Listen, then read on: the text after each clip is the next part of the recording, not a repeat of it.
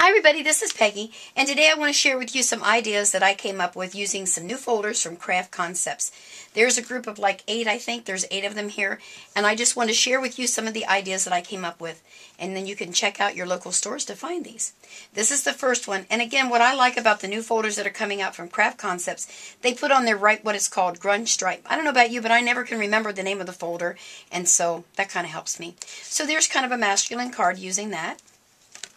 They have another one called Aussie Dots. So I did the dots. I did a little bit of painting on the background with, you can use acrylic paints, you can use the paint daubers by Ranger, you can use Jenny Boland's ink, well, daubers I guess they're called. Anyway, anything you want to use in the back just for background on that one.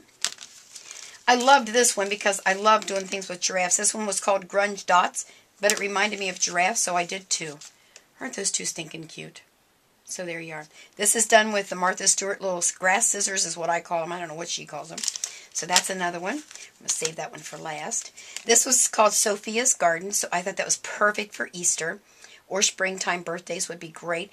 I embossed it, and then I embossed it again with different colors of paper, and I cut out the flowers, and then I used a Martha Stewart punch here, and these are Fisker's Cloud punches, and a stamp from Versus Rubber Stamps just to kind of give it all together. And a little bit of ribbon there from May Arts. So that's that one.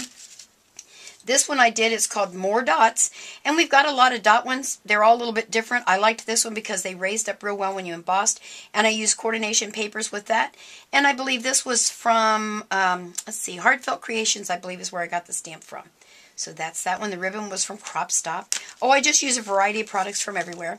And then this one was called Diamond Shadows. It's a little bit different than most of those shadows that you're going to have, or diamond shapes out there, in that it is the shadow. So I actually just used a portion of it to add a little bit across the bottom. So that's that one. Let me clear these off. I want to show you how to use that last one. That's my all-time favorite. Here's the last one in that collection, and again this collection is called the Fifth Avenue Glam Collection. This one just fit the bill perfectly. It's very unique, and actually I used 2 on this one. I used the brocade, which was the background when I used that one for the back here, but the one that's in the front is called Debonair Edges. Isn't that awesome? It's got several pieces. I don't know if the video can really pick it up, but this is going to be the top part. And then there's a strip here, and then the 2 little squares right there. And that's how we're going to do this card, but I want to show you how to do this. So that's what I did, okay? Now, the one thing I want to tell you is that there is a special thing you have to remember when doing each and every embossing plate with your machine. All of them are calibrated differently, so you may find some that are going to cut through your paper, and you're going to get frustrated. You're going to find some that may not emboss deep enough. Each machine is different. So this one's going to be a little different. On my particular Cuttlebug, I had to add a little trick, a little trade secret. So let me clear some things off here, and I'll show you what I did. Okay, now what I want to do is tell you, make sure that you keep this particular cardboard that comes with this one. It will give you instructions. You'll probably, once you do it a couple times, you won't need it, but I always kind of keep ones that are a little different with my embossing folders. I just stick them inside my embossing folders and then stick them right in the sleeve, and that's where I store them. So it kind of tells you what you can do here. Now, here's what I did. It kept cutting through my paper. When I went to fold it, it would cut right through it. So I took a grocery bag, those plastic bags you get at the stores. I put that in there. I put my paper, and then I took 2 more little pieces of that paper and stuck inside of there. Now, the reason I didn't use wax paper, I was afraid that if I used the wax paper, that when I put it through there, the wax would kind of get onto my paper, and then when I went to ink it, if I had chosen to ink it, it would be resisting my ink, just like we do a lot of times with wax paper to use it as a real resist anyway. And one thing that I want to tell you, you're much better off putting your embossing folders in open end first. It's a habit I've become used to now. I started doing that. They recommend it highly with your larger ones, so I thought rather than try to remember, I'm just going to always do it that way. And I get a pretty good impression every time. All right, Cuttlebug, A plate, B plate folder, wrapped in my goodies there. So at the store when they ask you for paper or plastic, at least get 1 plastic so you have this bag laying around.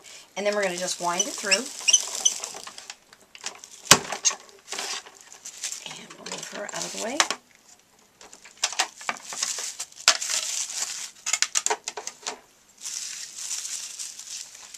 Okay, and there you are. Okay, so see, it didn't cut through my paper. It's perfect, perfect, perfect. Got a little flicker there. And then, the way it works, and I'm going to turn it this way so that maybe I can cut it easier with my scissors. You cut your square all the way around. I'm doing it kind of fast, but I don't want to bore you with watching me cut. So it's not going to be exactly perfect. Hang in there, girls. The card did turn out perfect. But you know, when you're hurrying, sometimes you don't do as good a job as you would like. Alright, so I've cut it, and then all I have to do is fold it in like so. There you go. So there's my center piece, and then I bring this back in and show you. I would cut the little medallions right here, the little squares, and I pop dotted them. Now you can tell I inked mine up. I really wanted to show. Put those right in the center. I cut the other strip, put across the bottom, and there's the other little square right there, and added myself some bling. Is that too cool or what? And again, that one is called Debonair Edges. So, that's all I can show you. Make sure you check out your local store and find your craft concepts, and make sure to look for the 5th Avenue Glam Collection. Have a great day. Bye.